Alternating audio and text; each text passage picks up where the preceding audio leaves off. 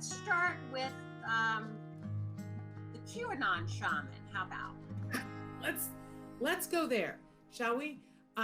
So I imagine, unless you've been totally hiding yourself from news media, that at some point you have either seen video or pictures of the actions on January 6th, where people went into the Capitol here in the United States.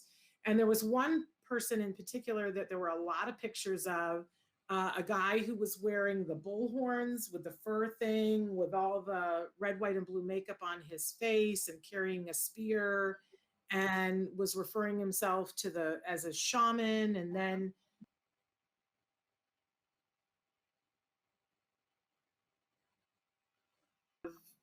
I don't know, a vegan, like he had very special needs, that he was on dietary needs. There's been a lot of press about this one guy in particular, but I didn't see until yesterday when NBC came out with an opinion piece. I did not know that his lawyer is alleging that the reason why he participated in the January 6th actions is that because the shaman is on the spectrum. Yeah, his name is Jacob Chansley, is his name, and his lawyer, I'm trying to pull up his lawyer's name because he's the one that said a lot of these things and said some very derogatory things, right, Shannon? Yes. His name is Watkins. Jacob Chansley, isn't it? Albert Watkins is the Jacob Chansley is the guy. Albert Watkins is the lawyer. Correct. Yes. And Albert Watkins said a lot of these defendants, and I'm going to use a colloquial term here, perhaps disrespectfully, but they're all curse word short bus people. Nice, Mr. Watkins. These are people with brain damage. They're another curse word retarded. They are on another curse word spectrum. Yes. And in this article, the very next thing that they say is, setting aside Watkins' bigoted and ableist language that is also outdated. And I think it's worse than bigoted and ableist. I think it's extremely offensive. Well, it's certainly that, but it's also, it's wrong. It's wrong. Like it's inaccurate, like it's false. And he said, I'm going to use the colloquial term. That ticks me off in ways that I can't even begin to describe. Like, it's almost like it's saying, well, forgive me for being a little crass. You're way past that, pal. Mm-hmm. But this article goes on to talk about how this is not a new thing, that when someone does something that is offensive, when they do something that they get into trouble for, that all of a sudden it's like, well, you really can't hold them responsible for it because they're on the spectrum. And I think this is a really interesting piece that talks about how that sets the entire community so far back.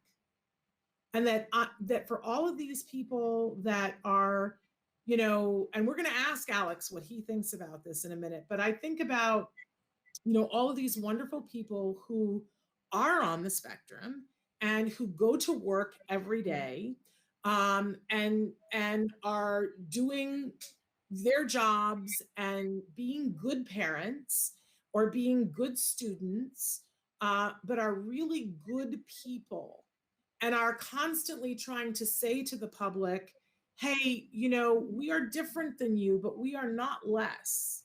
We are not people who should be taken advantage of. We are not people that should be discounted. We are not people that, should be looked at as being pariahs, because we're not.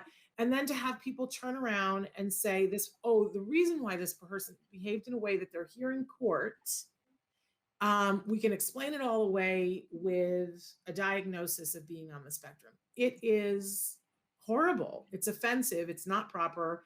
And it sets the whole community back. I don't know.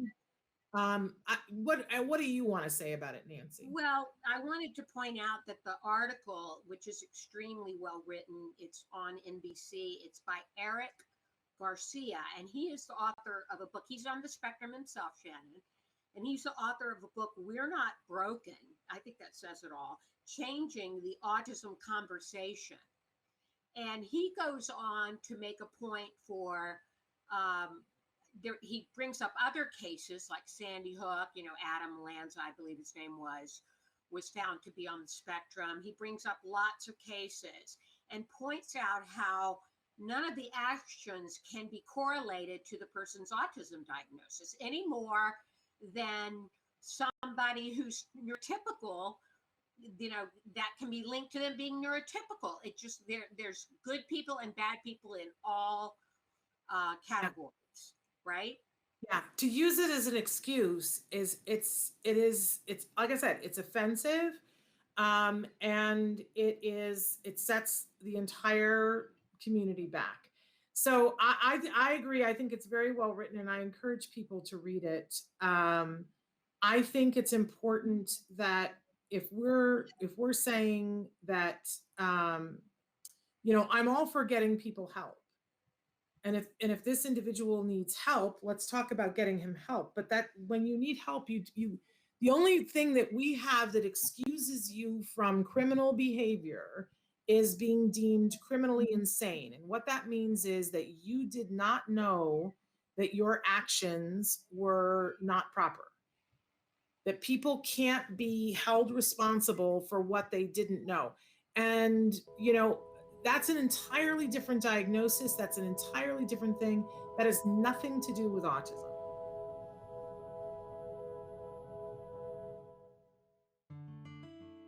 Thanks for watching Autism Live.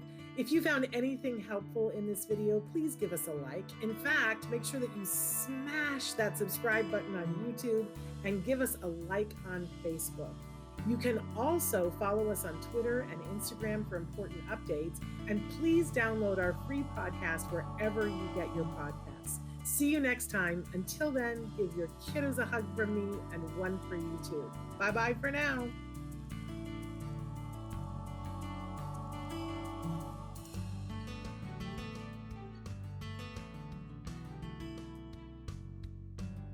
To subscribe, click here. And if you'd like to check out some more of our videos, click here.